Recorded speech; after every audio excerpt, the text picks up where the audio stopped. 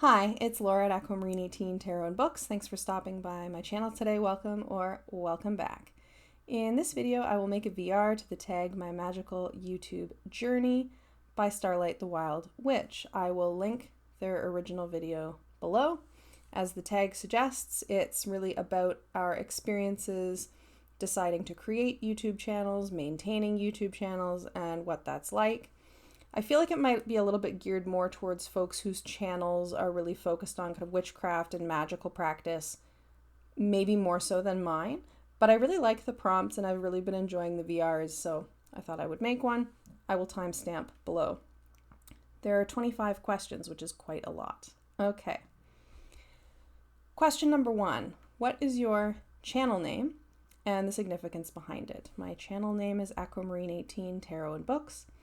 It started out as just Aquamarine 18, and the reason it started out as that is because that was my username.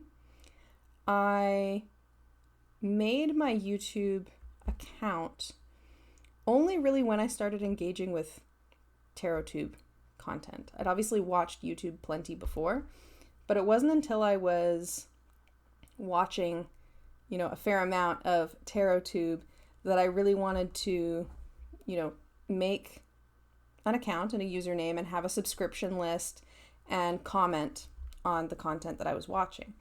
And so I used Aquamarine 18 because I had already used that username in other contexts. Aquamarine is my birthstone, and 18 refers to the moon card, which is associated with Pisces, which is my sun sign. So that's where the Aquamarine 18 came from. And when I shifted from just having a username to actually making a channel, I decided to just leave it the same because I'd been commenting a fair amount on other people's content, and I figured it just, in my mind, made the most sense to take the username that would be familiar from people's comment sections and make that the channel name so that it would be clear who it was. And the tarot and books part got added much more recently, kind of impulsively, on the idea that I'm probably impossible, to find based on channel name, in relation to the content of the channel, because Aquamarine 18 says precisely nothing about the content of the channel. So that's how that name came to be. Question number 2. What type of content do you create on your channel? For example, vlogs, educational, DIY, live streams, and so on. Lots of rambling musings and reflections on a range of topics, sometimes a little ranty. I would definitely say some of my content is educational, but not all. I review decks, I review books, I will occasionally do a kind of first impressions, kind of an unboxing style, which I don't consider a review, but something else. I like doing tags and VRs, and then just kind of random content of things that feel interesting to me. I would say that, tarot and books was picked in the name to kind of identify the things that I probably talk about the most, but I talk about other divination methods besides tarot as well. Sometimes I talk about my druidry practice, sometimes I talk about philosophy, and just whatever else might catch my attention at a given time. Question number 3, what inspired you to start your channel? As previously mentioned, I was commenting a lot on other people's channels and other people's videos and getting comments back, from whoever created the video, and sometimes commenting back and forth with other viewers as well, and engaging with kind of TarotTube in that way. And at a certain point, I feel like making a channel just kind of felt like the next obvious thing. I spent probably too much time thinking about it because I was a little bit nervous. I wasn't sure if I had much to add. And so I kind of, went back and forth on whether I was going to actually do it. And I thought about it, and I'd think, oh, maybe this tag will be the thing that I do first. And it just kept not happening. And then I won a giveaway from Kelly Bear. And I thought to myself, I'm going to make a proper unboxing video so that I can say thank you for the deck and little goodies that came with it properly. And so that was kind of the push, the push off the cliff of the fool, so to speak, that finally was going to make me make the channel. Question number 4, how long have you been on YouTube as a content creator? 4.5 years. My first video was February 2019. And it's the first time I've ever had a YouTube channel. I've never had a channel related to any other topic or anything like that. Question number 5, what are your hobbies outside of your channel?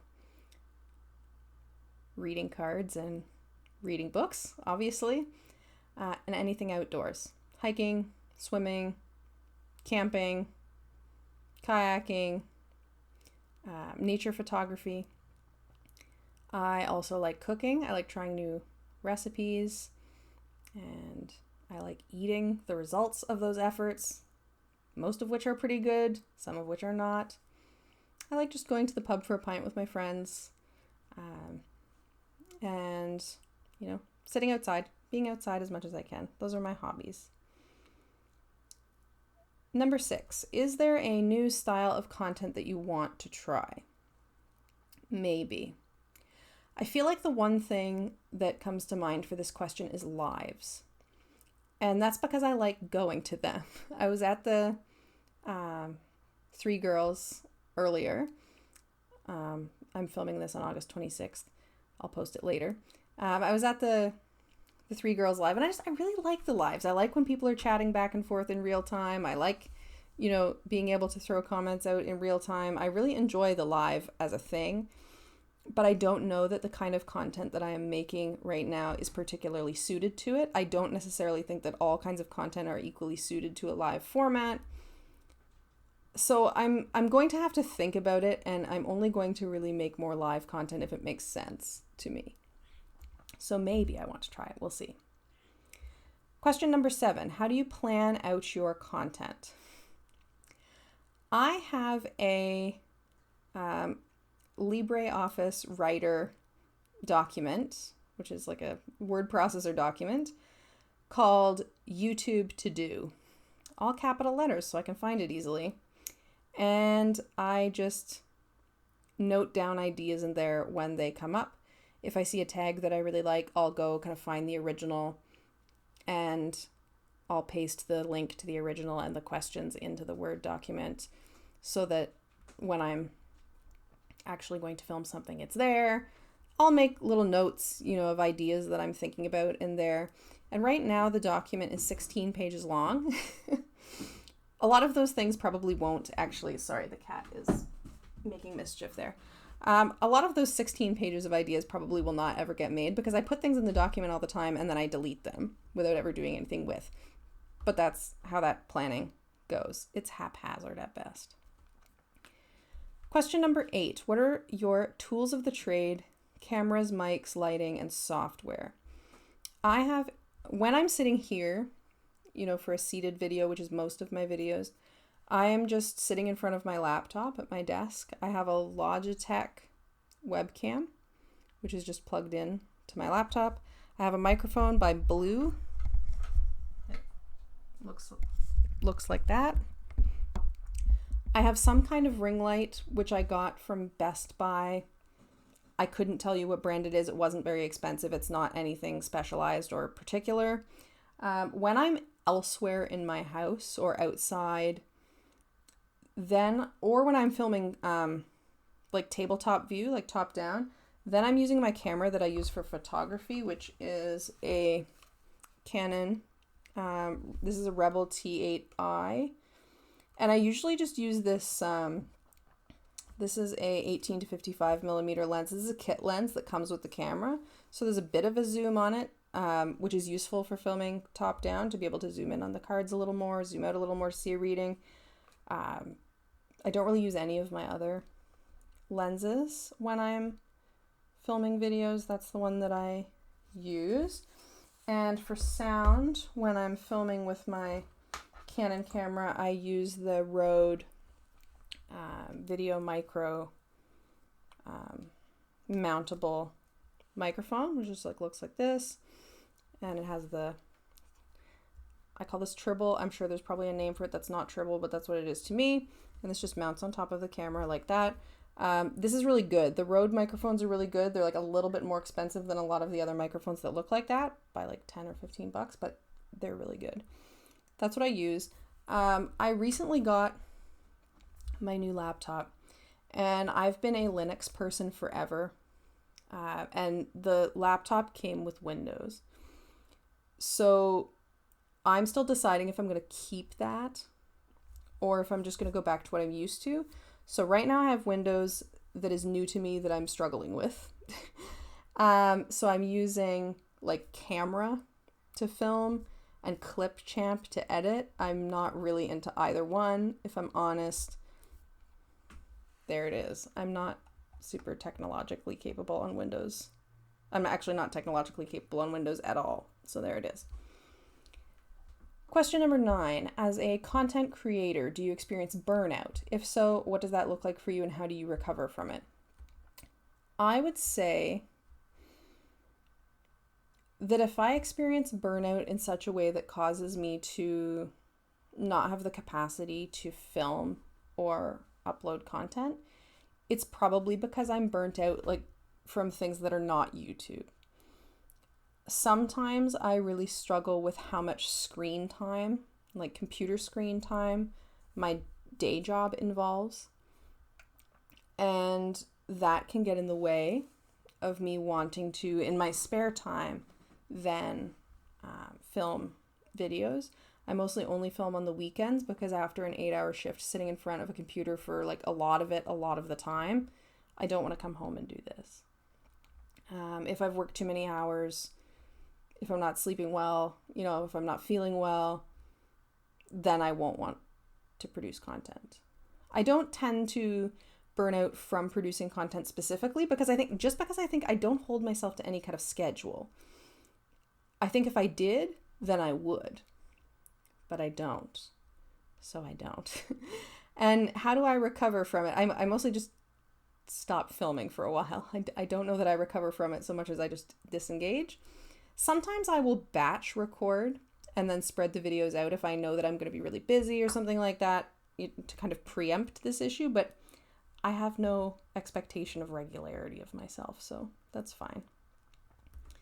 Number 10, which video are you the most proud of and why? My first one, because it was the most awkward and the hardest to make in many ways, right? The first one is daunting, and a little bit scary. And even though I feel like, at least for me, publishing my first one, I kind of kept catching myself feeling nervous about publishing the first video, but I'm like, stop being silly. Like, nobody's going to watch this. You have no subscribers. Just who cares, right? But the first one was challenging. I would also say I'm most proud of any of the ones that are kind of philosophy laden, because I like to bring my expertise and my background and other interests into the tarot space. So I'm proud of those two. I'm going to lump the next two questions together. The next two questions are, who inspires you within the magical/pagan YouTube community? And I'll add kind of tarot community, because not everybody who's in tarot community is pagan or magical practice oriented necessarily. And are there any channels that you would recommend? I feel like there are so many channels that inspire me, and so many channels that really have had an impact on me, either as a kind of practitioner or as a YouTube content creator, or like in my personal practice in some way or another. So I made a very tiny list. You all inspire me. But a handful that inspire me that I would recommend, and I'm sure like folks are familiar with all of these. They're substantially all larger channels than mine, so there it is. Kelly from The Truth and Story has been, like a mentor to me through her content, her classes, her decks, like inspires me endlessly. Cosmic Creeper, and her animal practice inspires me endlessly. and, it hasn't had an impact on how I practice as well. Mara Starling. Mara Starling is a Welsh witchcraft practitioner and author of a book on Welsh witchcraft, which I have to pick up, who has fabulous content, and she has some recent content with Christopher Hughes, who's a druid, and like conversations between a witch and a druid, which I quite enjoyed. Mara Starling is great. Will from Atypical Tarot's content about tarot and books inspires me endlessly, and also the way that he brings his expertise in science and his pedagogical skills and his skills as an educator into his content. As somebody who's also worked in education, that inspires me tremendously. Anya Orga, who's a pantheist, who, has made a lot of pagan related content on kind of developing your own kind of spiritual framework and practice, inspires me endlessly. And Pagan Perspective, which is a collaborative channel, which is not active anymore, but has tons and tons of back content. Pagan Perspective is awesome because it brings so many different perspectives to the same kind of video prompt. So I really, really like that. Those are some inspiration. And many, many more. Y'all inspire me. Number 13. Do you believe that there are misconceptions about being a magical and/or pagan YouTuber? It's hard to think about this kind of question in general terms for me. I feel like maybe there's an assumption that if you have a YouTube channel, you must like really have your shit together. False. Definitely false. Or like that your practice is really consistent. False. At least for me. I think it's easy to kind of get into kind of comparison and feel like, people who you're seeing a little bit of what they do on YouTube, because that's all it is. You're seeing a little bit of what people do that they share with you, right? Seeing a little bit of what other people do, I think it's easy to feel like, oh my goodness, they have this brilliant, rich, constant practice, and my little inconsistent mess over here is not good in comparison. I think it's easy to fall into that, but it's nonsense. I also feel like probably people are making all kinds of assumptions about every person that they watch regularly on YouTube and what various individuals who are on YouTube making any kind of content are like, right? I'm sure, the questions about magical / pagan YouTubers, but I feel like, you get the little bit of someone's life that they share here. And so of course, people are probably kind of filling in the blanks and making assumptions about what someone's day-to-day offline life is like, what their finances are like, what their upbringing was like, all of these things, and probably making assumptions that are wrong most of the time. But I think that those assumptions are definitely being made, for sure. And I don't think that's unique to magical / pagan YouTube at all. Question number 14. What do you like and dislike about being on YouTube? I really like meeting people. I like making new friends. I'm awkward. I'm awkward, and it's awkward to make friends as an adult when you're not in school and, you don't have this kind of default, like, oh, I see you every week, we should be friends. And making friends in the office can be weird, or like in the workplace, whatever the workplace is, it might not be an office. That can be weird. So I like meeting friends and meeting people. And I feel really kind of blessed that through YouTube I've met folks who I think, and hope are lifelong friends, right? Folks who I chat with outside of YouTube, right? And I really appreciate that. I like getting to talk about things that I am passionate about, things that I enjoy, things that make me curious, things that I'm interested in, with other people who share those interests, particularly as someone who doesn't have a lot of folks in my daily life who share those interests. I have a few friends locally who are druids, and I have a few friends locally who, read tarot in some kind of capacity, but most of that kind of conversation for me does happen online, so I appreciate that. I really like YouTube as a platform for giving me a subscription feed where I can just see a reverse chronological of all of the posts by people that I'm subscribed to with no bullshit inserted into it, right? I really, really appreciate that I can just have my subscriptions and not be bombarded with a bunch of suggestions and this, that. I'm very grateful for that. YouTube, do not change that feature.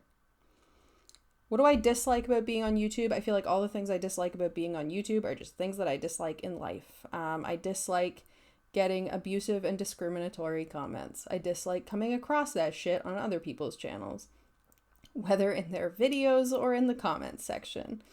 But none of that is YouTube specific, but that is what I dislike.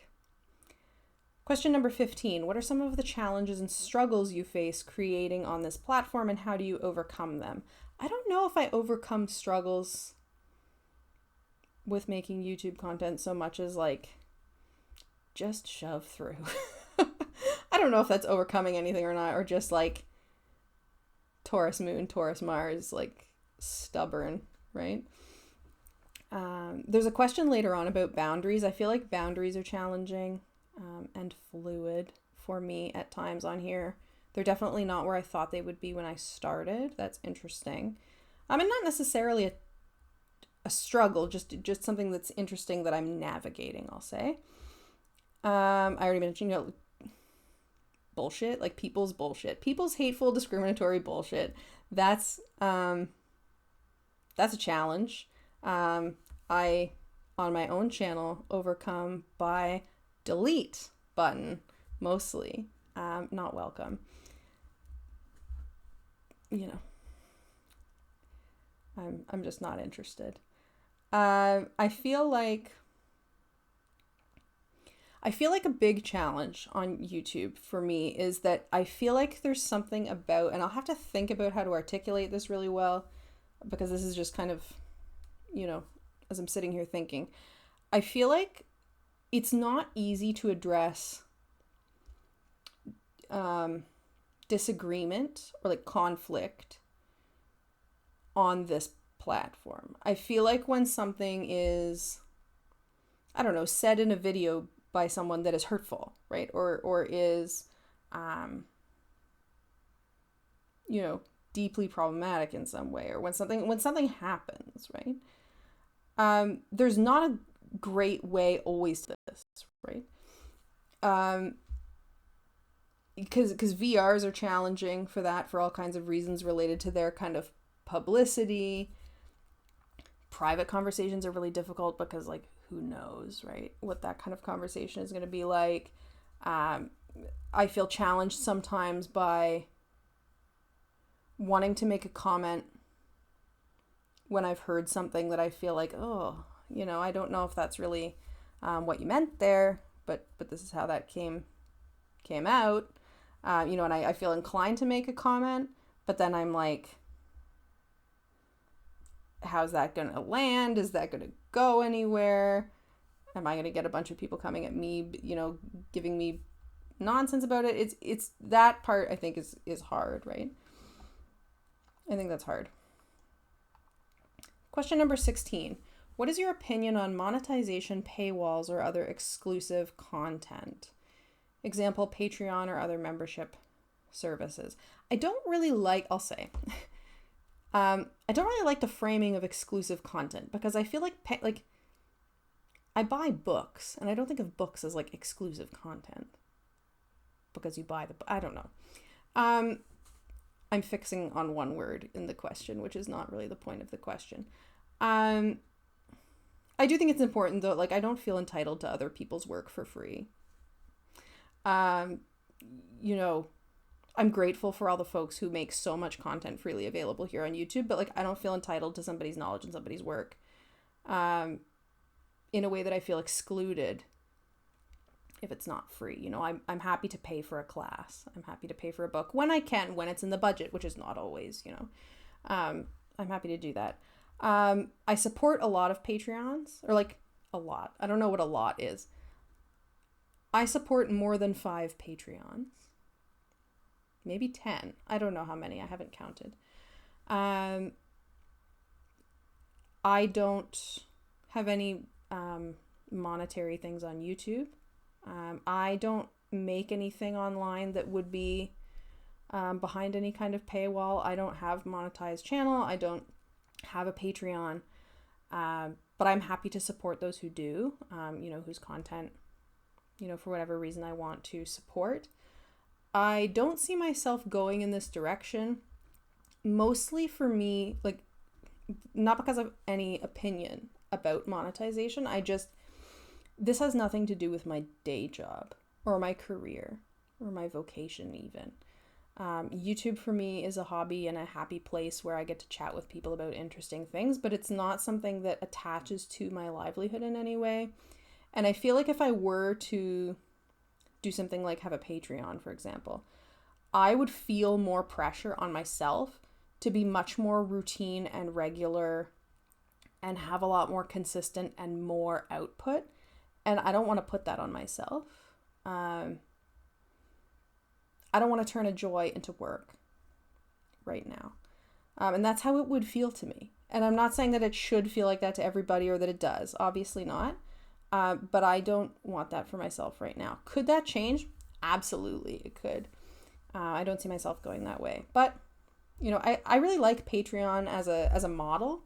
I'm happy to engage with Patreons. Number 17. Do you have any boundaries on this platform? Why or why not? Yeah, because consent is important everywhere, including here. So yes, I have boundaries. I have boundaries everywhere. As mentioned previously, I feel like my boundaries have become different than what I thought they would be. I didn't sit down before I made my channel and think, what am I going to talk about on my channel? And what am I going to keep private? And what am I going to put out there? And will I mention this? And will I mention that? I didn't do anything so regimented as that, but I had a kind of sense, I think. And things have shifted a little bit. Boundaries. I don't mention publicly my surname on my channel. I never have. Definitely people that I've met via YouTube know my surname because we've swapped mail, which means they know my address too. But I don't post those things in a public way. If I was going to post an address in a public way, I would get a PO box. But I don't see any reason for me to do that. I don't put my face on the thumbnail pictures for my videos. I have done so when it's on other people's channels. Like if I've been interviewed on someone else's channel and they want to put my face on the thumbnail, like I'm fine with it. But so far, like on my own channel, I just don't. Could change, but as of now, I don't. And these kinds of things, I think, had a lot to do with, in my recent prior career, being an educator and not wanting to be too searchable by my students. So there's that. I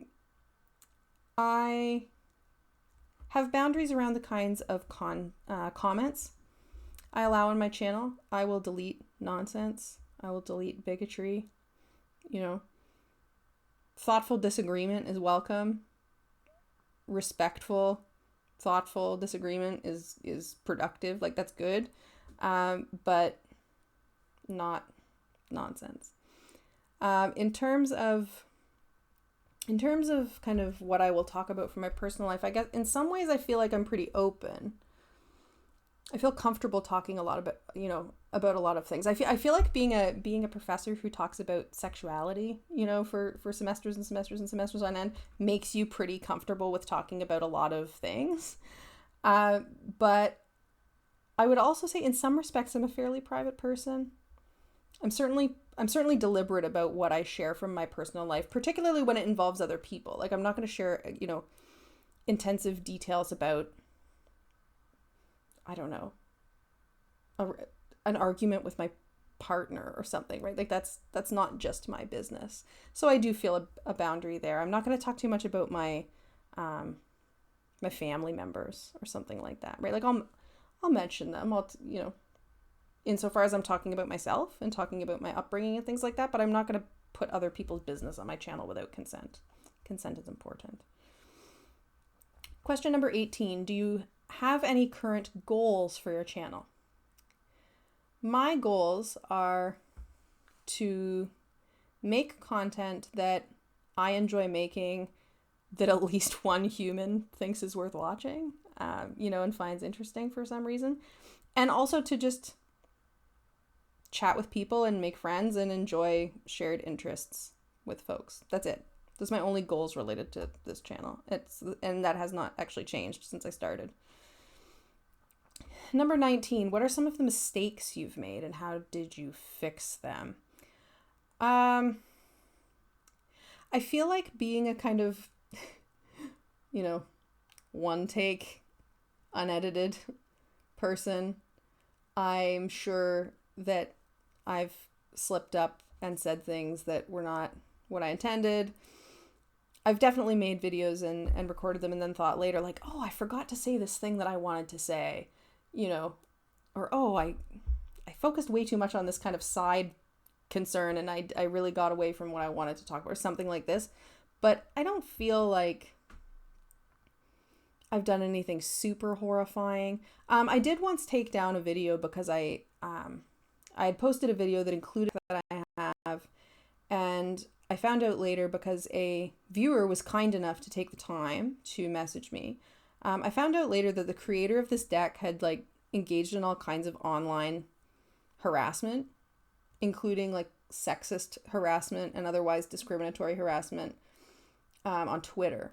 And I would have had no idea. I've never been on Twitter in my life. Even if I did use Twitter, I feel like I probably wouldn't have found this. And the deck itself, in terms of the imagery of this particular deck, there's nothing in there that suggests those kinds of attitudes. So and there's nothing on the, the description of the deck online when I bought it. Nothing indicated that this creator would have anything like this habit of bullying and belittling people on the internet that I find repulsive. So I decided to take that video down, and I made a very brief video just explaining why I had taken it down, without getting into the individual, but just saying, this is why I did that. And, nothing is ever going to be perfect. I do look into who I'm supporting, but I can miss things, and I don't think aspiring to perfection in this context is particularly a useful way to frame that. But I do think, I want to be sharing things on my channel that I feel happy to be sharing, and that didn't quite fit that. So I took it down. Question number 20. What are some of the ways your channel has grown since your first video? I feel like I'm slightly less technologically inept. I started out filming on my dining room table, which is a glass, round, kind of bar height table with stools, and it's quite wobbly. So in some of my early videos, the camera's doing a Blair Witch thing, and I've moved on from that style. I feel like I feel more at ease. I definitely think that as you go along, you get more comfortable. So I feel like I've grown in that way. I don't know how I was so uncomfortable and stiff and tense looking in my first couple of videos when at the time I'm lecturing to large rooms for a living, yet there it was. And then I also just feel like, what is the question? How's your channel grown since your first video? I feel like in the time since I made my first video, which is 4.5 years ago, that's 4.5 years of divination study, not just tarot, but other systems as well, which I've picked up in those 4.5 years. So I feel like the quality of the content and what I bring in terms of analysis has to have improved. At least I hope it has. Number 21, have you ever wanted to quit making videos? Why or why not? I've never seriously considered this. I feel like once I start doing something, I kind of need an actual reason to want to quit. And it doesn't have to be something horrifying. That reason could just be, oh, my life has changed and I have no time, or my life has changed in such a way that I don't have access to stable internet. There's lots of things that it could be, but I haven't really had any occasion to think about completely quitting making videos. And I feel like as long as the enjoyment outweighs the negative aspects, I will not quit making videos. Question number 22. What do you wish you knew before starting your YouTube channel journey? I can't think of anything for this question. I feel like I spent so long commenting on other people's tarot tube videos that I had a good sense of what I was getting into. So, nothing. Question number 23. Do you post on any other platforms? If so, what are they? Not really. I dislike social media as a thing in general. I haven't had a Twitter, the website formerly known as Twitter, whatever nonsense is going on over there. I haven't had a Facebook in a very long time. And I quit Instagram. I don't have a personal website. So I don't really post things anywhere. I've thought about making a very basic kind of personal website for maybe some nature photography, but I haven't actually done it. I do really like Discord. I chat on Discord all the time. I like chatting with other people there. I like being in servers and chatting there. But that's not really posting on a platform because you have to be in a server to see the chat. Like, it's not really public, right? I also post on the web forums of AODA, the Druid Order I'm a part of, but again, 90% of those forums are not public. So I don't really post on any other platforms. Number 24, do you have any advice for those wishing to create a channel? Don't get hung up on the idea that you don't have anything to add, because you do. You're bringing yourself, right?